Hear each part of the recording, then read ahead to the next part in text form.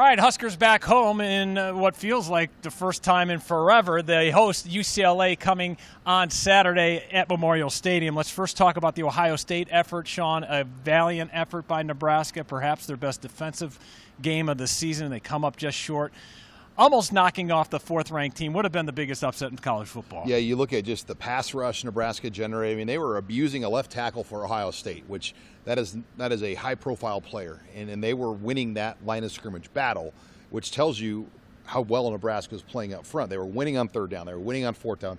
I believe the only third down that Ohio State converted was a QB sneak where there was a false start on the play that wasn't called. So the dominance Nebraska showed, particularly in the short yardage and against the run, along with the pass rush. It was collectively the best game we had seen this defense play.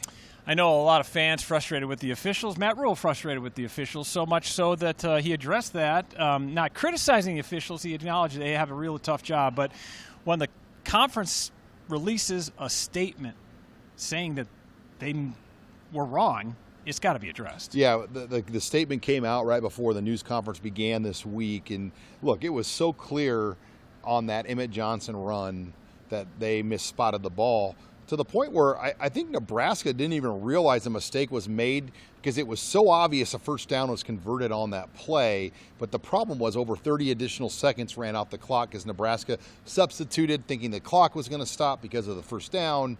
And you know, the booth should have stopped the game, and that's what the statement said. So it's unfortunate we're talking about an officiating play like that. And you know, Matt Rhule said it best. He's like, we just want consistency. We're not asking every call to go our way. We want a consistently called game where, especially things like that, where there is replay to catch these things. And you're paying a lot of money to these people to do these jobs, and they're not able to catch something that everybody in America was able to catch. Yeah, it is frustrating when there is a plan in place. Matt Rhule also referencing last year, they had 3 plays on instant replay go against them, and the conference said, yeah, we were wrong 3 times last year. But we'll move on, and we'll talk about UCLA in a second. But before we do that, another point of frustration for fans was that screen game. And Matt Rhule kind of had a chuckle because he hears it. He understands what fans' frustrations are. Yeah, 10 screens were completed Saturday for 28 yards for Nebraska. So they got 2.8 yards per completed screen, which actually is better than I thought, honestly. Right. But Ohio State's a heavy pressure team, and they play aggressive. And it was straight up man to man, and Nebraska was not making their blocks. And they were trying to get the ball out to recognize the pressure coming at them. The problem was the execution still was not there, and the screens weren't there. And I don't know what you do. I mean, because I still think you need those in your offense. But you have to block better, and that's been an issue all year, especially when you're playing a team like Ohio State that has several players on the field that are making several $100,000, if not $1 million. I mean, that's an NFL bought type defense. We joke that their salary of that roster is more than a lot of Major League Baseball small market teams. Yeah, it dwarfs the Rays and the A's, no question about it. A bunch of questions surrounding Dylan Raiola on Monday at the news conference, and Matt Rhule just doubling down on his praise for his freshman quarterback, saying he's getting better every week. And if some of those offensive or defensive PI calls were actual yardage, his numbers would even be better. Yeah, he's just approaching about 1,800 yards passing. Obviously, he's had a few interceptions here down the stretch, but I think recognizing the run when teams are playing that man-free where the quarterback is essentially unaccounted for, he was taking those free yardage. And I mean, not to use the Mahomes comparison, but you see Mahomes do that all the time. And the way teams guard him, he takes the free yards when they're there. And I think that's what it has to be. I thought the scramble yards he gave Nebraska in that game, I believe there were 56 scramble yards he ran for. That actually sparked the rest of the running game when the defense realized that was going to be something they also had to look out for. No question. Raiola with the longest rush in Big Ten play for Nebraska, that 38-yard scramble, second longest of the season. All right, UCLA comes to town.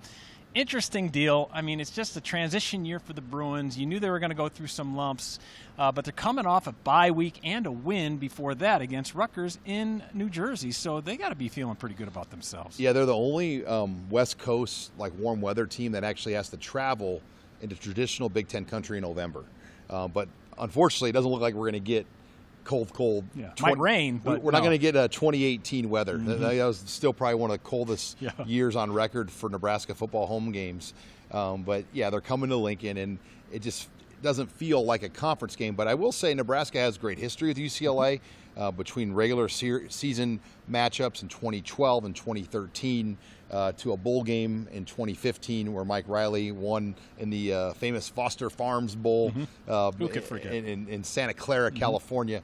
So there is history, and obviously in the 90s that these two teams played, and in the 80s. I mean, there was always kind of one meeting a decade between these two teams, and now you get the sense USC and UCLA, we're going to see a combination of them almost every year on the schedule. Yeah, and you remember that Mike Rozier run, probably his signature run in his Heisman season, came against UCLA. Last question is, how do you bottle up that approach that Nebraska had against Ohio State and carry it forward, not just against UCLA, but this Final Four game stretch? You heard Matt Rule against UCLA, though, say the run defense is going to be really good for the Bruins. So Nebraska needs to establish a running game knowing that they are going against a pretty good run defense to kind of get the balance in this offense it's needed. But, yeah, I think it's consistency. It's getting off the field on defense. That was the problem at Indiana. They weren't getting off the field. I think we saw them finally win on those third downs last week. The run defense was elite. If they play like that, they're going to be hard to score on. I mean, if Ohio State can only score 21 on Nebraska, I thought that was really telling. And most of those points came off bust plays where, you know, when Ohio State actually had to kind of sword fight every play, they weren't doing it on Nebraska. They were having a hard time. And that's the defense that we had been seeing against Rutgers and even Purdue. Now, we didn't see it against Illinois. We definitely didn't see it against Indiana. So that was interesting. Well, yeah, Nebraska holding Ohio State just 1 of 10 on third down conversions. We'll see if that can carry over when Nebraska hosts UCLA Saturday at Memorial Stadium. It's a 2:30 kick on the Big Ten Network.